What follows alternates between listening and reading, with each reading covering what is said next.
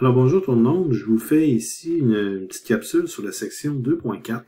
Vous allez voir, dans le chapitre 2, rendu à cet endroit-là, vous allez rencontrer votre premier défi de visualisation en 3D. Donc, c'est pour ça que ça s'intitule Représentation des molécules avec carbone sp3. Les carbones sp3 sont des carbones qui font impliquer la troisième dimension autour des liaisons, donc ce sont des tétraèdres. Et en chimie organique, la représentation des molécules en 3D est très importante. Et on a des fois besoin de vraiment regarder les molécules dans un angle précis. Et il existe plusieurs façons de représenter les molécules en 3 dimensions. On essaie un peu de se donner des outils pour être capable de bien visualiser les molécules et leurs propriétés. Et une des premières façons autres que les formules stylisées ou les formules semi-développées là qu'on vous montre, bien une des premières façons, c'est ce qu'on appelle les projections de Newman. Les projections de Newman font apparaître un phénomène qui est présent dans les molécules avec les carbones sp3, c'est-à-dire la possibilité de rotation autour des liaisons simples. Donc ça, c'est pas quelque chose habituellement qui vous a été enseigné de façon extensive avant le cours de chimie organique, comme quoi il y a du mouvement dans les molécules. Donc souvent, quand on donne des cours de chimie, les molécules sont très statiques, hein, on les dessine au tableau, on les met sur une feuille de papier ou on vous les présente à l'écran, bien on oublie bien souvent de mentionner leur côté dynamique. Et c'est ce que la projection de Newman va essayer de vous montrer. Juste pour vous dire, le fichier que je vais utiliser comme support pour faire la démonstration, ben, je vais aussi vous le partager après sur le site du cours. Là. Donc, vous allez pouvoir avoir accès et à la capsule et au fichier qui est rempli. On va commencer avec la molécule d'éthane, CH3CH3, que vous pouvez aussi visualiser, on l'a fait plusieurs fois, là, avec une formule de Lewis qui est comme ceci. Hein? Donc, c'est un CH3CH3 bien standard. Et ensuite de ça, je vais la dessiner à côté en 3 dimensions, comme on a appris à le faire dans le chapitre 1 et 2, là, avec la méthode du zigzag, donc c'est-à-dire avec H, C, C et H comme ça ici, puis avec les atomes d'hydrogène qui sont devant et derrière le plan, dessinés comme ça. Donc à ce moment-là, ça c'est la façon de faire qu'on avait eu jusqu'à maintenant de représenter les molécules. Mais ce qu'il faut être conscient, c'est que les liaisons simples, toutes les liaisons simples en tant que telles, puis ici ce qu'on va illustrer, c'est surtout le mouvement autour de la liaison centrale entre les deux carbones, bien cette liaison-là, permet la rotation des groupements autour de cette liaison-là à chacune des extrémités. C'est comme si, mettons, on était capable d'avoir des pinces moléculaires là, et qu'on était capable de tenir le côté gauche de la molécule immobile, bien ce qu'on observerait, c'est que le côté droit est animé d'une rotation comme un ventilateur ou l'hélice d'un avion. Donc à ce moment-là, vous allez avoir une rotation qui est possible ici. Donc imaginez là, que c'est vraiment comme un petit hélice là, qui va tourner au bout. Et ça, c'est possible parce que la liaison simple qui est ici permet la liaison autour de son axe. Donc, c'est quand même assez difficile d'illustrer la rotation avec un modèle comme ça. C'est à cet endroit-là que les projections de Newman deviennent utiles. Donc, les projections de Newman, je vais me donner un peu d'espace ici, bien, vont se faire comme ceci. C'est comme si on regardait la molécule de CH3 de la façon suivante. Donc là, ici, à cet endroit-là, je pourrais peut-être même repartir d'ici. Là. Ça, c'est ce qu'on appelle une représentation chevalet. Donc, le CH3, c'est comme si c'était une molécule qui était faite comme ceci. Donc, je vais le faire comme ça, comme ceci et comme ceci. Et, en fait, peut-être que ce côté-là est pas très bon. Là. Celui-ci, tout un peu plus debout, comme ça. Et je vais même me donner un angle de perspective un peu meilleur, là, pour pouvoir essayer de vous illustrer à quoi ça peut ressembler. Ça, ici, on appelle ça une molécule en perspective chevalet, et il faut imaginer que cette partie-ci est devant, et cette partie-là, elle est derrière. Donc, c'est comme si la liaison que je mets ici, c'est un trait qui s'éloigne de nous. Bien, ça, c'est ce qu'on appelle la représentation chevalet d'une molécule, c'est pas la représentation de Newman en tant que telle.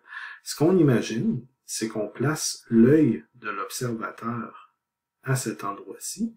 On peut faire un petit œil comme ça, et il va regarder dans cette direction-là pour regarder la molécule.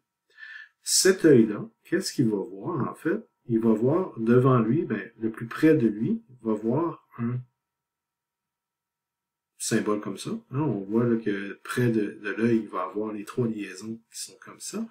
Bien, le carbone qui est en fait l'intersection qui est ici, c'est le premier carbone de notre molécule, CH3CH3. Donc, c'est comme si je veux mettre des numéros, ça ici, c'est le carbone numéro 1, ça, c'est le carbone numéro 2, et ça serait les 2 carbones comme ceci. Le carbone numéro 1 est le plus proche de l'œil, donc ce qu'on voit ici au départ, en fait, c'est un CH3 qui est proche de l'œil en tant que tel. Dans la projection Newman, le carbone numéro 2, c'est comme s'il était directement derrière. Donc, c'est comme s'il était caché par le carbone numéro 1. Et pour l'illustrer, dans la projection Newman, on le représente par un cercle, comme ceci. Et sur le carbone numéro 2, ce qu'on va avoir, c'est les liaisons suivantes, qui sont les liaisons qui sont ici. Et ce sont des liaisons CH. Donc, vous avez ici le CH3CH3. Le carbone numéro 1 est représenté par le centre de la première structure que j'ai dessinée. Et le carbone numéro 2 est représenté par un cercle qui est comme à l'arrière du carbone numéro 1. Donc, il faut imaginer que ce qu'on regarde ici, c'est cette structure-là de face, et elle s'éloigne de nous, là, plus qu'on va vers le cercle qui est ici. Donc, le carbone numéro 1 qui est là, le carbone numéro 2 qui est ici, là, derrière, le carbone numéro 1 devant. Donc, ça nous permet de voir cette molécule-là. Là, ici, c'est ce qu'on appelle la... Oh, c'est sûr qu'on peut avoir des petits courriels qui rentrent une fois de temps en temps.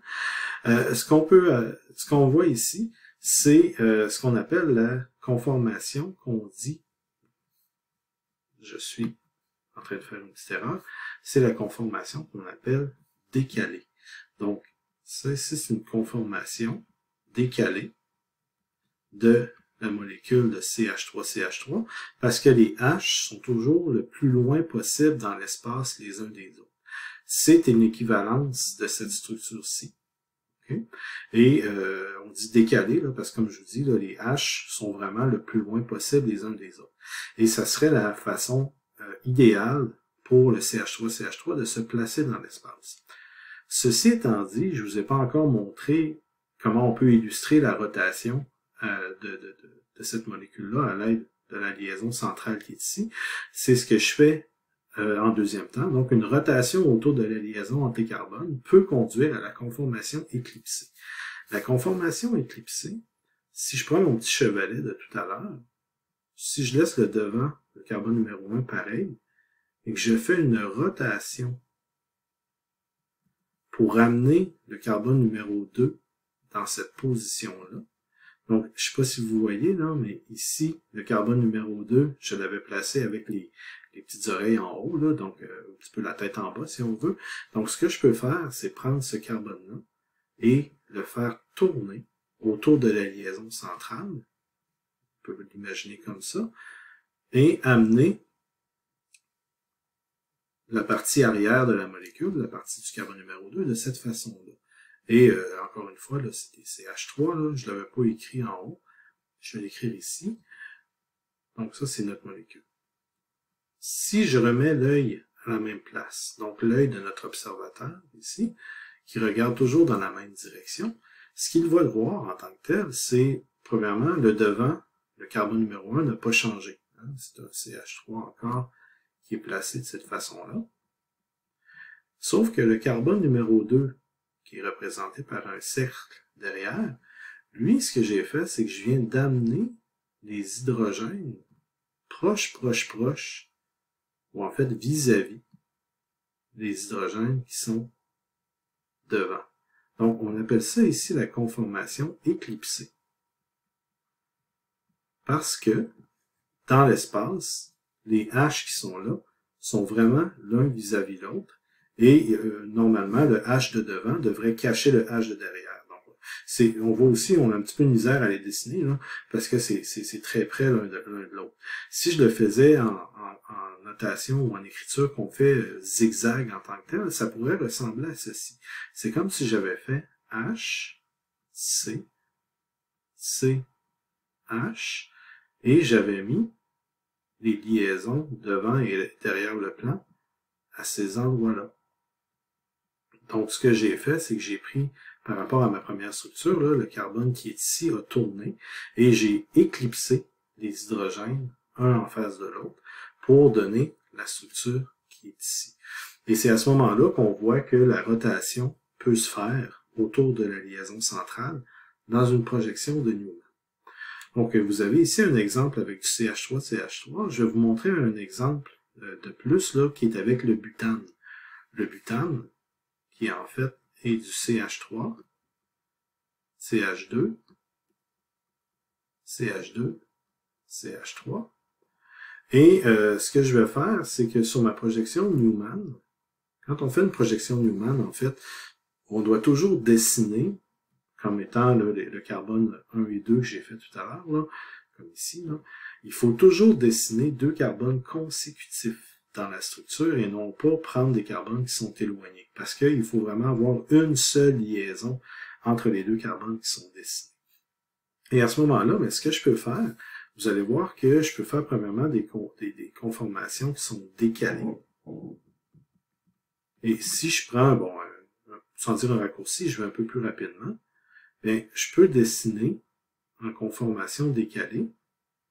La conformation décalée va commencer comme ça. Bien, le carbone qui est ici, ça c'est comme si c'était mon numéro 1, puis ça c'est comme si c'était mon numéro 2. Okay? Donc le carbone numéro 1 est devant. Lui, qu'est-ce qu'il y a? Il y a deux hydrogènes et un CH3. Donc, je vais mettre CH3 ici, un hydrogène là, et un hydrogène ici. Et le carbone numéro 2, lui, il a la même chose. Deux hydrogènes et un CH3. Donc, je vais mettre un H ici, un H là, et un CH3 en bas. C'est totalement arbitraire. J'ai décidé là, de commencer comme ceci pour pouvoir mettre les CH3 le plus loin possible l'un de l'autre. Donc ça ici, c'est une des conformations décalées du butane. Mais là, c'est à ce moment-là que ça peut être intéressant de voir la rotation aussi, parce que quand on rajoute des substituants qui sont autres que des H, on peut les faire bouger là, de façon plus évidente.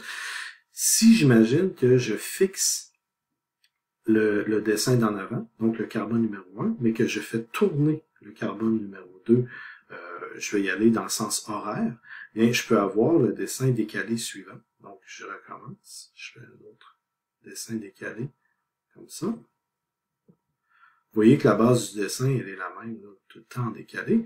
Mais là, ce que je peux faire, en fait, ce que j'ai dit, c'est que le carbone de devant, je ne le change pas, mais j'ai dit que je faisais tourner le carbone arrière du sens horaire. Ce que ça fait, c'est que le CH3 qui est ici va s'en aller à la position qui est là. Le H qui est là s'en va à cet endroit-ci. Et le H qui est ici s'en va en bas. Ce qui va me donner la structure suivante. Donc, on a un CH3 qui est à cet endroit-là. Un H qui est rendu là. Puis un H qui est rendu ici. Et je peux aussi faire la troisième possibilité, qui est la suivante. Donc, encore une fois, une conformation décalée, comme ceci. J'ai mentionné tantôt que mon carbone de devant, je ne le changeais pas. Mais le carbone de derrière, ici, mais je vais lui appliquer la même rotation encore une fois. Donc, le CH3 va s'en aller ici, le H qui est là s'en va en bas, et ainsi de suite. Ce qui va me donner le CH3 qui est rendu là, et le H qui est rendu ici, et le H qui est rendu ici. Donc, dans les trois structures qui sont là, ce que j'ai observé, c'est la rotation du carbone arrière autour de la liaison centrale, qui fait que les groupements s'en vont aux trois endroits possibles. Je vous rappelle que ça, ce sont des conformations décalées avec le maximum de distance entre les positions. Toutes les intermédiaires sont possibles, hein, parce que c'est une rotation progressive. Et je vais dessiner les éclipsés en dessous. Mais ici, ce que vous avez, c'est que à cet endroit-là, vous allez avoir la conformation qui est la plus stable. La première, oh pardon, j'ai fait une petite erreur. Je recommence ça. Donc, la conformation qui est la plus stable, c'est la première. parce que on va avoir les CH3 qui sont le plus loin possible des uns des autres. Les CH3 dans cet ensemble-là, ce sont les groupements les plus volumineux. Et la chimie respecte la nature comme quoi elle ne va pas s'encombrer pour rien. Et la position préférée, si on veut, là, la conformation préférée de la molécule va être lorsque, premièrement, les substituants vont être décalés, et deuxièmement, lorsque les plus gros groupements vont être le plus loin possible également. Donc, en ayant les deux CH3 qui sont le plus loin possible, vous allez avoir ici ce qu'on appelle le moins d'encombrement stérique. Donc, vous avez ces mots-là qui sont un peu plus hauts. L'encombrement stérique, c'est l'encombrement tridimensionnel, l'occupation de l'espace. Donc, cette conformation-là, c'est la conformation qui occupe l'espace de la façon la plus efficace, sans être encombré. Ici, les deux CH3 sont plus proches l'un de l'autre et les molécules n'aiment pas ça quand les groupements sont près l'un des autres. Faut pas oublier que les atomes, c'est des boules d'électrons, entre autres, à leur surface. Et puisque ce sont des boules d'électrons, bien, ils vont avoir tendance à se repousser. Donc, les deux gros groupements ici qui sont plus rapprochés dans l'espace ou ici, bien, ce ne seront pas les conformations les préférées de la molécule. Elles vont pouvoir exister, mais ce ne sera pas les préférées. La préférée, c'est celle-ci. Donc, vous avez ici des conformations décalées. Puis ce que je peux faire pour le butane aussi, je peux faire des conformations qui sont éclipsées. Donc, je vais faire ça ici, éclipsé. Éclipsé, c'est un peu plus difficile à dessiner, puis avec ma petite tablette, je risque de faire quelque chose d'un peu croche. D'ailleurs, ça commence pas très bien. Donc, on recommence ceci. Donc, les conformations éclipsées vont être soumises un peu aux mêmes règles, comme quoi il y en a des préférés puis il y en a des moins préférés, mais quand même, les conformations éclipsées ne sont pas favorisées. Donc ici, vous avez trois liaisons devant, où est-ce que j'ai dit que le CH3 pouvait être à cet endroit-là, le H est ici, puis le H est ici.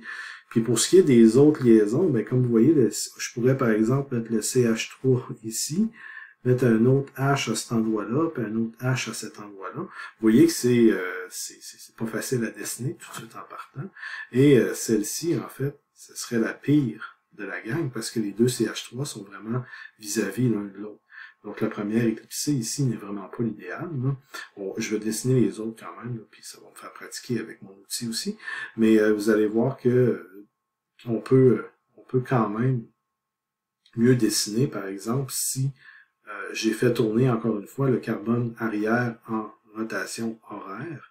Ça veut dire que le CH3, il serait rendu ici. De l'autre côté, on a des H seulement. Donc, ça ici, c'est moins pire, mais c'est pas idéal, là. C'est loin de la stabilité, de la décaler. Et pour ce qui est de la dernière, si je fais encore une rotation du carbone arrière, puis là, vous avez ça ici. Je vais essayer de me donner juste un peu d'espace, comme ça. Et vous allez avoir un CH3 qui lui, n'a pas changé de place. Le carbone avant est toujours pareil. Et si j'ai fait tourner mon carbone arrière, c'est que le CH3 est maintenant rendu à cet endroit-là. Donc, à ce moment-là, vous avez les trois éclipsés qui sont en fait une difficulté pour la molécule, c'est les conformations les moins confortables, avec la pire du pire qui est ici, alors que vous avez d'autres conformations à cet endroit-là qui sont plus stables, et la meilleure, c'est celle où est-ce que les plus gros groupements sont placés le plus loin possible. Donc, j'espère que cette capsule vous aura aidé à introduire la notion de projection Newman et surtout aussi la notion de mouvement dans la molécule avec la rotation autour d'une liaison qu'on appelle liaison sigma ou liaison simple.